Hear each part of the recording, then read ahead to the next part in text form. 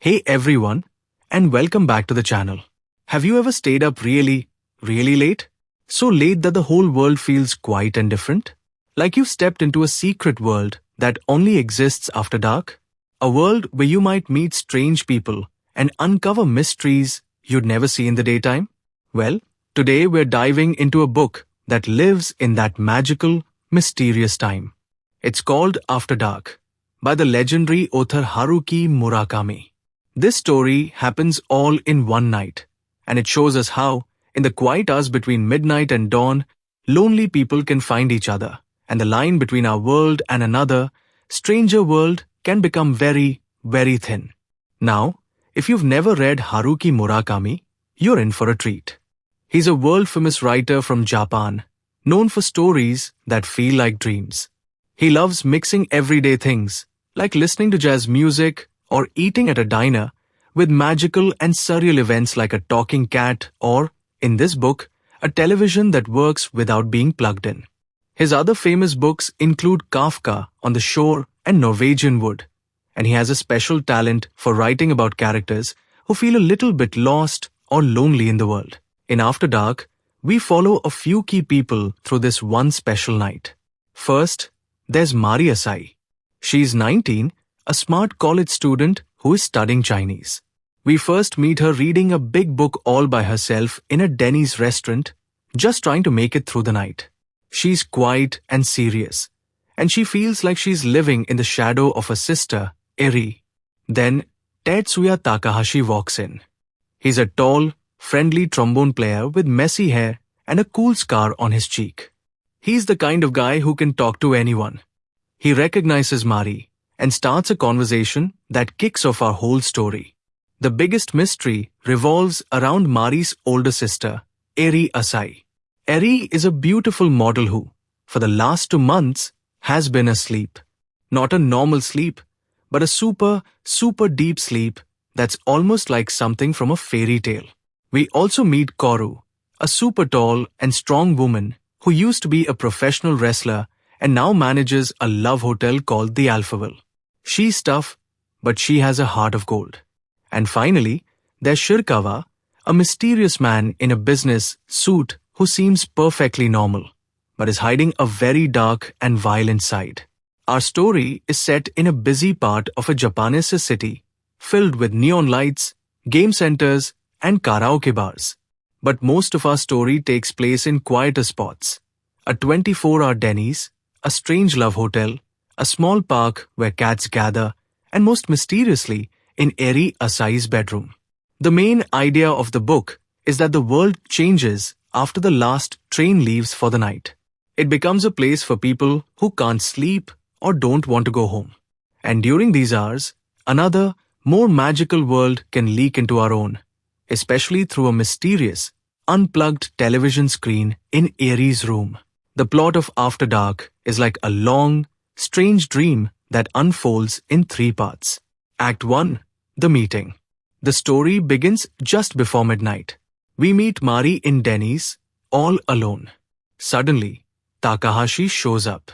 He remembers meeting her once with her beautiful sister, Eri, and he decides to sit and talk. At the exact same time, we zip over to Eri's bedroom. She's fast asleep, but her TV turns on all by itself. On the screen, we see a creepy room where a man with no face is sitting and watching her. It's our first clue that this isn't going to be a normal night. Act 2. The Trouble.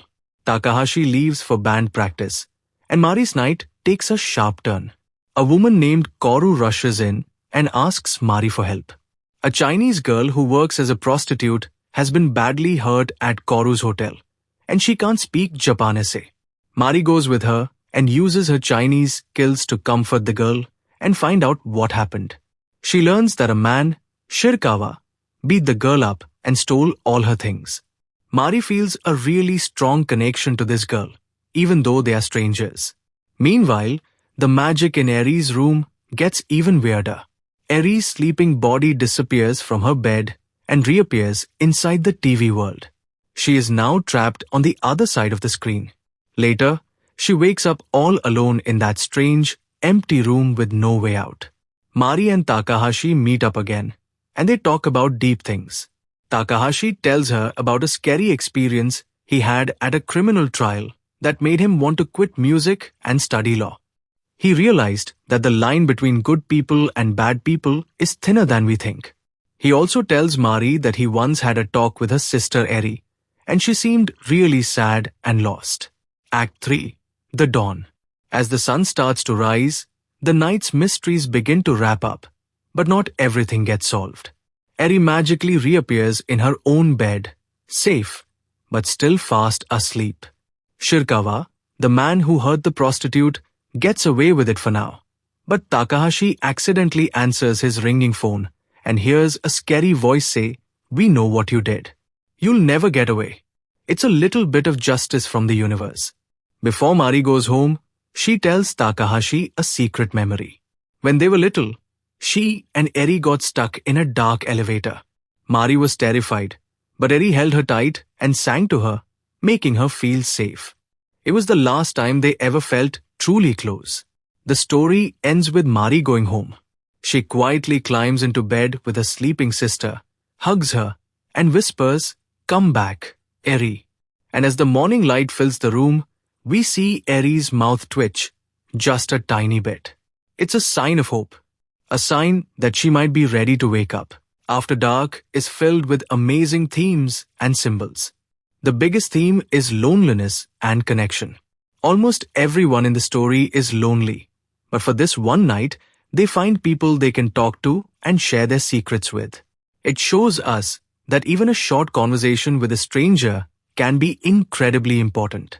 Another big idea is the other side. There's the world of daytime and secret world of night. There's the real world and the strange world inside the TV. Many characters have a hidden other side too, like the nice guy office worker Shirakawa, who is secretly violent. The television is a huge symbol. It's like a door to another dimension, a place where our minds can get trapped when we are lost or asleep. And the constant feeling of being watched by the story's camera reminds us how it can feel to be alone in a big city. There are so many incredible lines in this book, but here are two that really stick with you. First, a woman named Korogi tells Mari, people's memories are maybe the fuel they burn to stay alive. Important memories, not so important memories, totally useless memories. There's no distinction, they're all just fuel. This is such a beautiful idea. It means that everything we experience, good or bad, becomes a part of us and gives us the strength to keep going. And second, Takahashi says this about criminals. There really was no such thing as a wall separating their world from mine. The second I leaned on it, I'd probably fall right through and end up on the other side. This is a powerful reminder that we're all human, and the things that separate us are sometimes not as strong as we think. It's a call for us to be more understanding of others. So what can we take away from After Dark? This book is a beautiful reminder that everyone has a story. The person sitting next to you on the bus, the stranger you pass on the street, they all have their own memories, fears, and secret worlds inside them. It also tells us that it's okay to feel lonely sometimes, because it's in those quiet, lonely moments that we can sometimes make the most amazing connections. It encourages us to be open to the magic of the world, especially in those quiet moments after everyone else has gone to sleep. Now, are there any negative points? Well, if you like stories where everything is perfectly explained at the end, this book might feel a little frustrating. We never find out exactly who the man with no face was, and the ending leaves us with a question. Does Eri really wake up? But for many people, that mystery is part of the magic. The book style, with the invisible narrator, can also feel a bit distant, like watching a movie instead of being inside the characters' heads. But I want to know what you think. What do you believe happens to Eri after the last page? Does she wake up and reconnect with Mari? Let me know all your amazing theories in the comments below. If you enjoyed this journey into the mysterious world of After Dark, please give this video a big thumbs up, subscribe for more book adventures, and hit that notification bell so you never miss a story. Thanks for watching, and I'll see you in the next chapter. Stay curious,